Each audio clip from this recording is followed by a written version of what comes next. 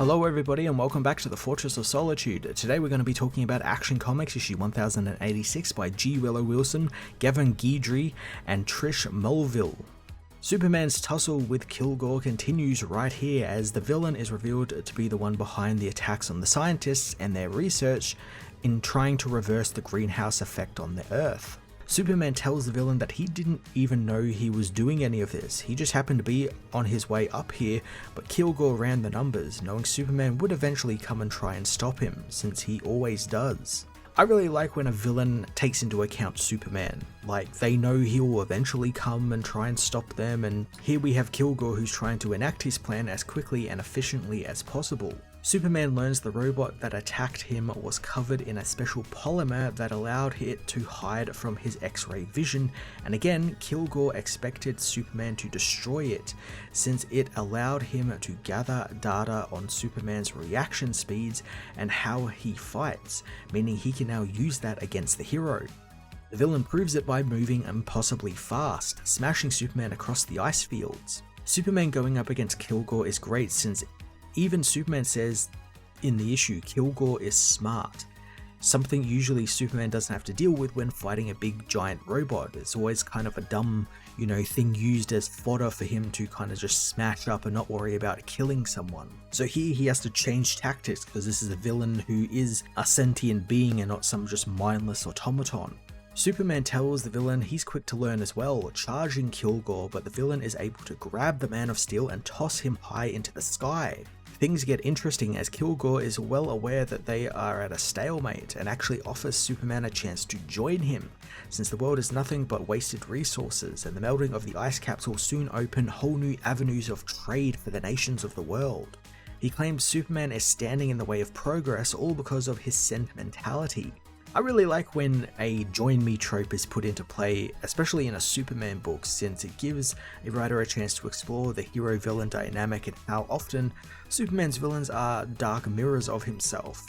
This now being true to Kilgore as well, albeit like a very dark mirror, since he does kind of want to save the world, or he wants to progress it a bit more, evolve the world, but then often we see with that means, killing millions, and he even says millions will probably die from this, but it's a sacrifice he is willing to make, something Superman does not want to have to even think about. Superman knows it's not sentimental to protect the planet he loves, and Earth is home to trillions of beings who have nowhere else to go.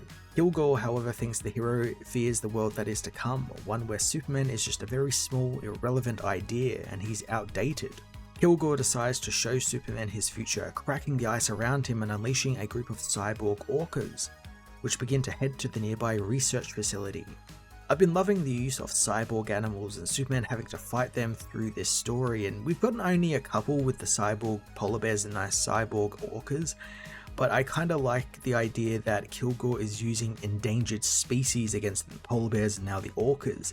It's something that Superman can't just, deal with, he has to be kind of extra careful because they're endangered species. Superman races to save the scientists, creating a giant ice wall between them and the orcas, stopping them in their tracks. With the scientists safe for now, Superman takes the fight back to Kilgore, but the villain continues to prove he's one step ahead of the Man of Steel. Unsurprised, the hero continues to try and repeat his same actions, as that's what all the people of Earth seem to do these days.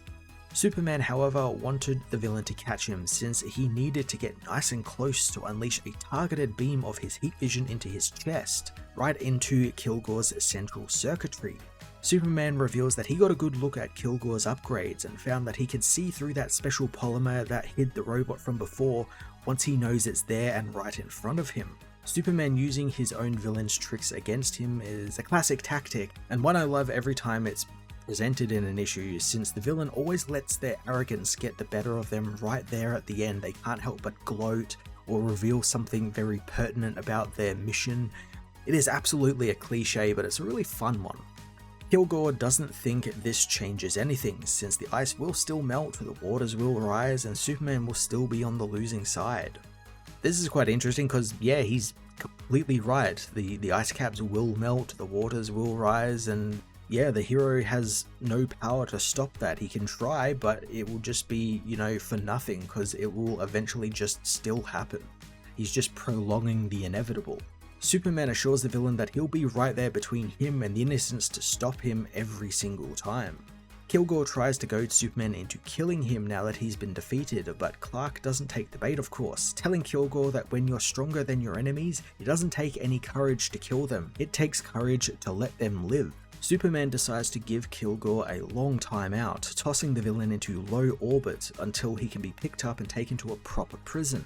With the fight over, Superman returns to Doctors Addison and Pierce, assuring them that the orcas that attack them have been freed from their cybernetic enhancements, and they find their way back to the nearby orca pod to get their bearings properly. Before leaving, he tells them to keep up their good work as he speeds off, returning as Clark, who tells the surprised scientist that he's always there, watching somewhere close by. The scientists aren't too fond of Clark still being there, having wanted to actually meet Lois Lane instead. They believe Clark's story is probably going to get buried, if it ever happens at all, as later at the Fortress of Solitude, Clark gets ready for some peace and quiet in his home away from home, but he's soon reminded on his phone of his deadline that's due tomorrow, so instead he goes back to Metropolis. The next day, Lois comes home to find a dejected Clark.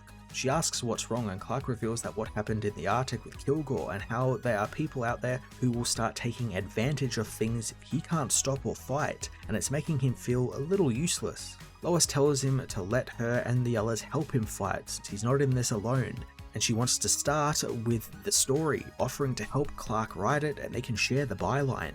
Clark reveals that he also never got any alone time in the fortress like he wanted to, so Lois decides it's time for a peaceful night in. This is the message Superman has gotten a few times over the years. He doesn't need to do this fight alone. He's not in his never-ending battle alone, and there are more ways to help the world that don't require his superpowers or a cape. But I really love how a writer deploys it into a story, and Wilson did a pretty decent job of it here, but I do think there would have been a lot more weight to the story had it dived deeper into Kilgore's ideals and things that Superman can't stop, and have that clash of ideals where Kilgore, seemingly from what we read in this issue, wanted to help the world evolve, but he was going about it the wrong way, and you could clash that with how Superman deals with saving the world. It just felt like there was lots there, but a lot got cut back so the issue would fit into a two-parter story. I do like it ending on a nice and comfy note there, with just Lois and Clark having a peaceful night in the apartment. Action Comics issue 1086 closed out G. Willow Wilson's quick little two-parter story. I love the idea of Superman going toe-to-toe with Kilgore, a villain who's a lot smarter than most of the robots Superman has in his rogues. However, I feel the plot didn't really reach the heights it could have, only really scratching the surface of this clashing ideals between the hero and villain, and then also couching it in real-world problems like climate change, and just felt like there was a little bit more there, but it got scaled back to fit into a two-part story. I'm going to give this issue a 7 out of 10.